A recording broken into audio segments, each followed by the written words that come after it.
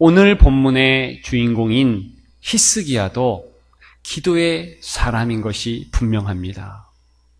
특별히 기도에 대하여서 많은 연구를 하고 훌륭한 저술을 남긴 E.M. 바운주라는 분은 히스기야는 기도의 왕이라 그렇게 정확하게 이야기했습니다. 그렇죠. 이스라엘과 유대라는 나라에 약 40여 명의 왕들이 있었는데 히스기야만큼 탁월한 기도자가 있었는가? 없었다는 것입니다. 오늘 본문의 7절에 보면 형통하였더라 그랬습니다. 과연 히스기야는 어떻게 형통하였을까? 기도에 형통했다는 것입니다. 기도 응답이 있었고 기도의 사람으로서 하나님이 함께하는 지키심의 역사가 생애 처음부터 끝까지 있었다는 것입니다. 그래서 성경은 기도의 형통의 모습을 두 가지 사건으로 우리에게 단적으로 가르쳐주고 있습니다. 첫 번째 사건은 19장에 나오는 이제 아수르라는 큰 대군이 18만 5천 명이나 되는 그 어마어마한 군대가 이스라엘, 유대에 쳐들어오고 있는데 그것을 기도로 물리쳤다는 것입니다.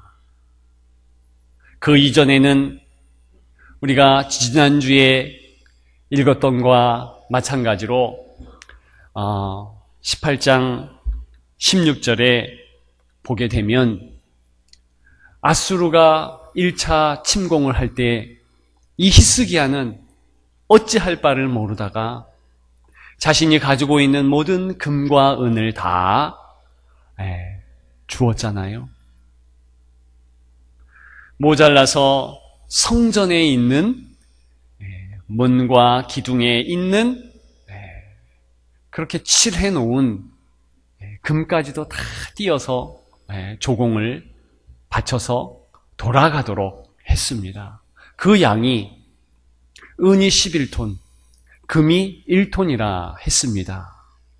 그러나 2차 침공 때는 그렇게 하지 아니하고 내가 무릎을 꿇으리라, 내가 하나님께 기도하리라. 그래서 무릎을 꿇었더니 하나님의 특별하고 신비한 방법으로 그 많은 대군이 한날에 전멸되는 역사를 체험케 하셨습니다. 하나님께서 기도를 통해서 그렇게 하셨지요.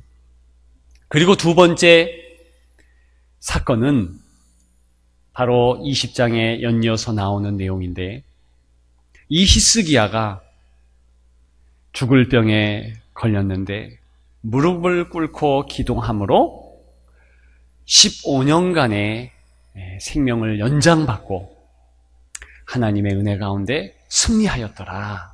그 내용이라는 것입니다. 그런데 저는 그 히스기야의 기도의 모습, 특별히 죽을 병에 걸려서 죽어가며 했던 그 기도의 모습을 살펴보면서 의아한 내용이 있었다는 것입니다. 그 내용을 통해서 참된 기도의 형통이 무엇인가, 그것을 같이 나누고자 합니다. 20장 2절에 보면 이렇게 성경은 기록하고 있습니다. 히스기야가 낫을 벽으로 향하고 여호와께 기도하여 이르되, 어떤 상황입니까? 이미 하나님께서 이사야를 통해서 너는 곧 죽는다. 따라서 너의 식솔들, 너의 가족들에게 유언을 남기라. 그렇게 말씀한 터였습니다. 그때 히스기야는 낫을 벽으로 향했다는 것입니다. 간절히 기도했다는 것을 알 수 있겠지요. 그러나 그런 간절함보다 더 중요한 내용이 있습니다. 그것은 무엇이냐 하면 오늘 열왕기하를 집필하는 이 기자에게 있어서 이 히스기야의 감정이 오늘 글에 담겨 있도록 하고 싶었다는 것입니다. 그래서 똑같은 히스기야가 이제 낫을 벽으로 향하였다, 얼굴을 돌렸다, 이 내용을 그대로 사용한 내용을 다른 곳에 먼저 두었다는 것입니다. 그것이 열왕기상 21장 4절의 내용인데 내용인즉슨 이렇습니다. 아합이 침상에 누워 얼굴을 돌리고, 얼굴을 돌렸다. 원문으로 그대로 말씀드리면 사나브 에트 파나이브라는 어구인데요. 제가 지금 말씀드린 히브리어 원문이 그대로 두 곳에 동일하게 있다는 것입니다. 우리가 편의상 열왕기 상하를 나누었지만 원래 열왕기 상하는 한 편의 책입니다. 그리고 이 한 편의 책에 두 가지 내용이 나오고, 그리고 이 내용은, 그러니까 얼굴을 돌렸다는 이 내용은 다른 구약의 성경에서는 찾아볼 수 없는 내용입니다. 따라서 이 열왕기의 저자는 이 두 것을 비교할 수 있도록 해놓은 장치라는 것입니다. 그런데 아합이 침상에 누워 왜 얼굴을 돌렸을까? 전후 문맥을 살펴보면 내용인즉슨 그렇습니다. 나봇이라는 사람의 포도원을 이 아합이 갖고 싶었던 것이지요. 여러분, 아합은 누구입니까? 이스라엘 역사에 있어서 가장 극악한 왕입니다. 이렇게 악한 왕이 또 있을까? 그렇게 생각할 정도로 악한 왕의 대명사가 아합이었습니다. 역시 그 마음의 악을 따라서 이 나봇이라는 사람의 사유지 포도원을 본인이 갖고 싶어 했습니다. 자기의 정원을 만들고 자기의 육신을 위해서 안락한 휴식처를 만들고 싶었다는 것입니다. 그런데 비싼 값에 포도원을 사겠다라는 아합 왕의 제의를 이런 지하에 나봇이라는 사람이 거절합니다. 이유는 그 포도원은 조상 대대로 하나님이 주신 곳이고 자신이 어찌할 수 없는 그러한 귀한 것이기 때문에 절대로 줄 수 없다는 것입니다. 그래서 침상에 누워 얼굴을 돌렸고, 그리고 계속되는 내용은 식사까지도 아니하였다. 분노했다는 것이지요. NIV 성경에서는 그 내용을 얼굴을 돌렸다라는 내용을 뻐루퉁했다, 화가 났다, 그렇게 표현을 합니다. 그렇다면 열왕기하 21장 2절 제가 읽어드린 히스기야가 낫을 벽으로 향하고 라는 이 내용은 사실은 히스기야의 감정을 담고 있다는 것입니다. 어떤 감정을 담고 있습니까? 분노했다는 거예요. 화가 나 있다는 것입니다. 섭섭하다는 거예요. 누구에게 분노했습니까? 하나님에게 분노하는 내용입니다. 하나님에게 지금 섭섭한 거예요. 여러분, 이 부분에서 의아하지 않습니까? 아무리 왕이라 할지라도 일개 인생이 만군의 하나님 앞에서 어떻게 이렇게 분노의 감정을 표출할 수 있는가? 그리고 계속되는 내용을 보게 되면 3절에 여호와께 구하오니 내가 진실과 전심으로 주 앞에 행하며, 자신의 의로움을 하나님 앞에 내어놓는 것입니다. 물론 이렇게 이야기할 정도의 그의 모습이 없지는 않았습니다. 우리가 읽은 18장 1절부터 4절까지 쭉 보게 되면 3절에 여호와 보시기에 정직히 행했다. 그리고 우상을 다 전멸하고 산당을 파멸했다. 그런 내용이 나오고 있습니다. 그럼에도 불구하고 하나님 앞에 그가 이러한 자신의 의로움, 자신의 행한 일을 가지고 나올 그 정도는 되지 않겠다 싶어요. 그렇지 않습니까? 여러분, 이 히스기야의 계속되는 행동들을 보면 사실은 하나님께서 그의 기도를 거절해도 괜찮을 정도라고 저는 생각합니다. 그러나 하나님께서는 어떻게 하십니까? 제가 읽어드린 20장의 2절, 3절 계속되는 내용을 살펴보면 이사야를 다시 히스기야에게 보냅니다. 그러면서 너가 더 살 수 있도록 15년의 생명을 연장시키겠다. 그렇게 말씀을 하십니다. 그런데 그렇게 하신 결정적인 이유가 있는데 그것은 너의 의로움이 아니라는 거예요. 어떻게 말씀을 하십니까? 그것은 6절에 기록하고 있는데 내가 나를 위하고 하나님께서 하나님의 이름 때문에 그렇게 보존케 하신다.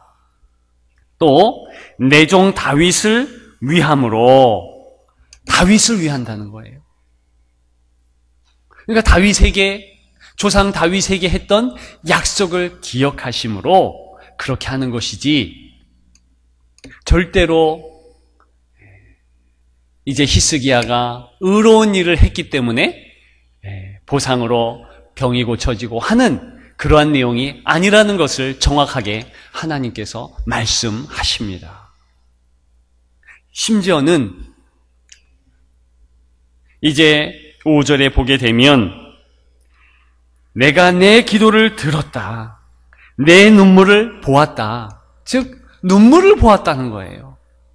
불쌍히 여기셔서 그렇게 하나님께서 그의 기도를 응답해 주시는 것이지 그의 의로움 때문이 아니라는 것입니다.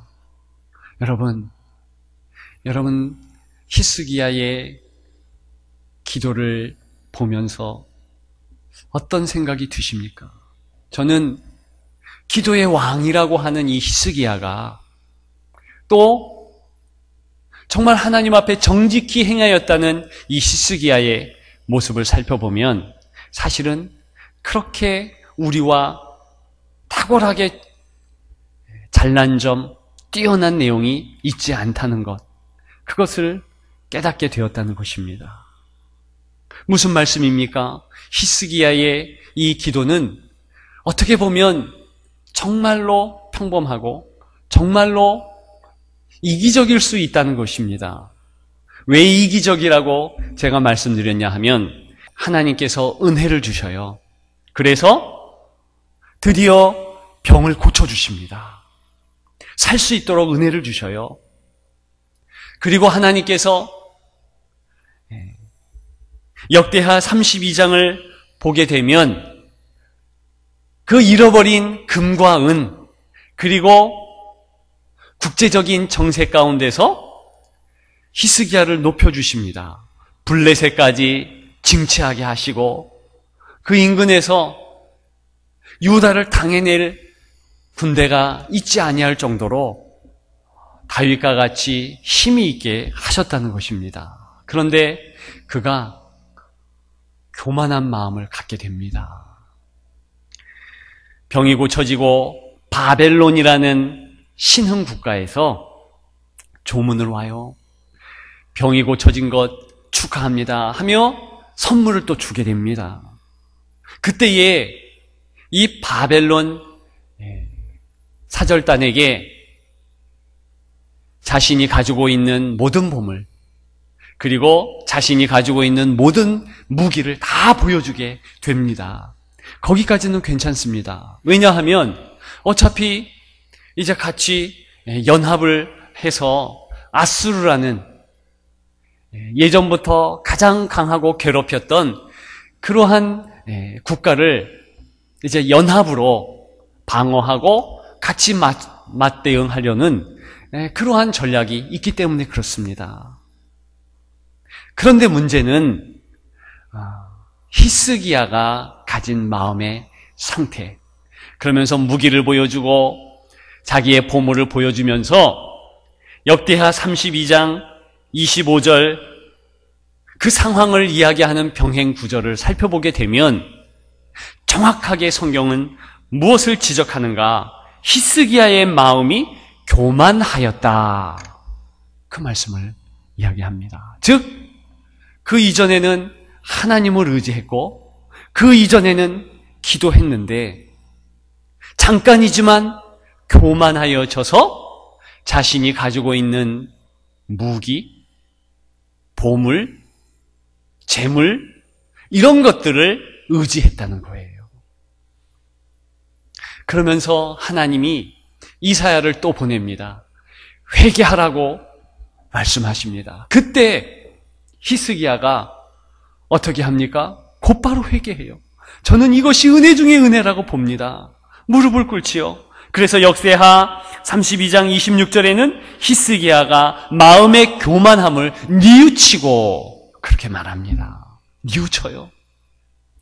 그러면서 어떤 내용을 이야기하냐면 이사야가 히스기야에게 하나님의 말씀이 임했는데 당신이 회개했으므로 당신 당대에는 어려움이 없을 것이다. 그러나 당신 후대에 당신의 아들들과 자손들은 다 끌려가게 될 것이다. 그리고 당신의 아들들은 환관이 될 것이다. 그렇게 이야기를 합니다. 그때 히스기야의 반응이 이제 역대기하 20장 18절과 19절에 나오고 있는데 여호와의 말씀이 선하니이다 하고 또 이르되 만일 내가 사는 날에 태평과 진실이 있을진데 어찌 선하지 아니하리요. 물론 1차적으로는 하나님께서 인도해 주시니까 하나님께 다 맡깁니다. 그러한 투로 여겨집니다. 그러나 섭섭한 것은 과거의 행적과 지금 이런 말을 하는 그때의 상황을 종합해 보면 또다시 무릎을 꿇어야지요. 자신의 자손들을 위해서, 아들들을 위해서 하나님 도와주셔서 그들이 잡혀가지 않게 하여 주시고 정말 은혜를 베풀어 주시옵소서, 그렇게 기도해야 되지 않을까. 그것이 섭섭한 것입니다. 그럼에도 불구하고 저는 이런 히스기야의 기도를 통해서 하나님께서 이 시간에 저와 여러분들에게 교훈하는 아주 중요한 내용이 있다 믿습니다. 그것은 무엇이겠습니까? 기도가 중요하다는 것입니다. 비록 히스기야의 기도는 이기적인 기도, 부족한 기도잖아요. 자신만을 생각할 수 있고 또 하나님 앞에 불쾌한 감정을 토로하는 그러한 내용의 기도일 수도 있지만은 하나님은 그 기도 자체를 귀하게 여기신다는 것입니다. 저는 히스기야가 낯을 벽으로 향하고 또 하나님 앞에 자신의 아주 작은 의로움으로 3절의 모습으로 내가 진실과 전심으로 주 앞에 행하며 주께서 보시기에 선하게 행한 것을 기억하옵소서 하는 내용을 읽으면서 주기도문을 생각하지 않을 수가 없었습니다. 주기도문은 어떤 내용이 나오고 있습니까?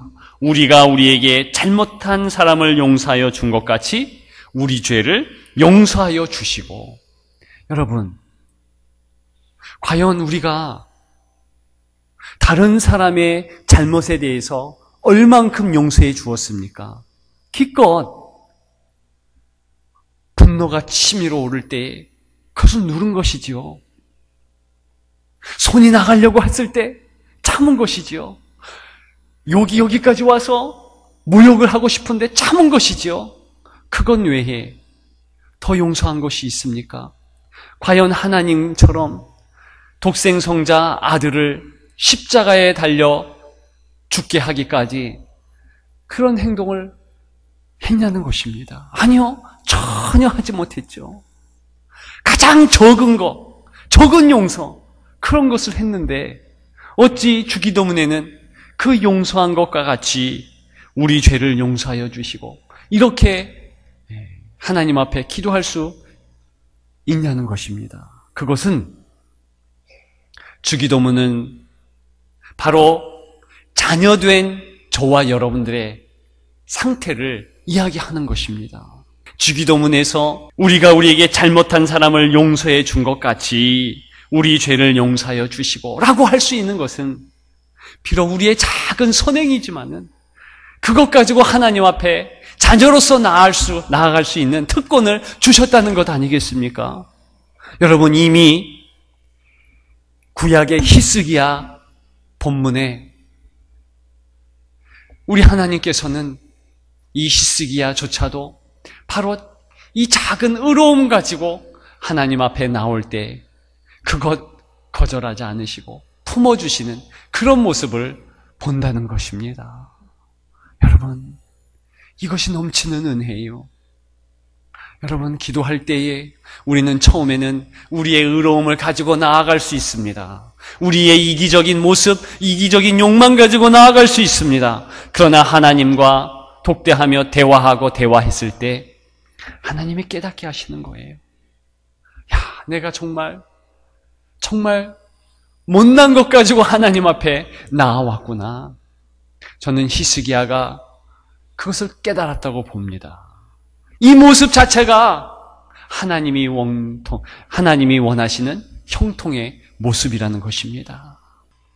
그런데 시편 46편 10절에 보면 제가 좋아하는 귀한 말씀이 나오는데 너희는 가만히 있어 내가 하나님됨을 알지어다 그랬습니다.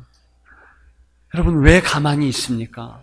가만히 있다, 이것은 집중하라는 거예요. 뭐에 집중합니까? 하나님이 하나님 되심에 대해서 집중하라는 것입니다. 때로는 우리가 분주하게 내가 하나님인 줄 알고 움직일 수 있습니다. 제가 볼 때는 히스기야도 그랬던 것 같아요. 그가 아무리 기도의 사람이고 성군이지만은 자기의 의로움, 마치 자신이 하나님과 같이 여기 갔다가 저기 갔다 그렇게 했을 수 있습니다. 그러나 기도의 자리에 나와왔을 때 하나님이 너는 가만히 있어. 그래서 무릎을 꿇고 비록 분노로 벽을 향하여 돌아섰지만은 그 기도의 자리에서 하나님께서 말씀하시는 것을 들은 거예요. 내가 하나님이고 너는 피 좀 가만히 있어. 내가 하나님됨을 알지어다. 그 이야기는 하나님이 하신다는 거잖아요. 말씀대로 그 이후에 모든 히스기야의 대소사를 다 하나님께서 정리정돈하시고 정말 형통케 하셨다는 것입니다. 여러분, 너희는 가만히 있어. 저와 여러분들이 정말 영적인 휴가를 가져야 한다고 봅니다.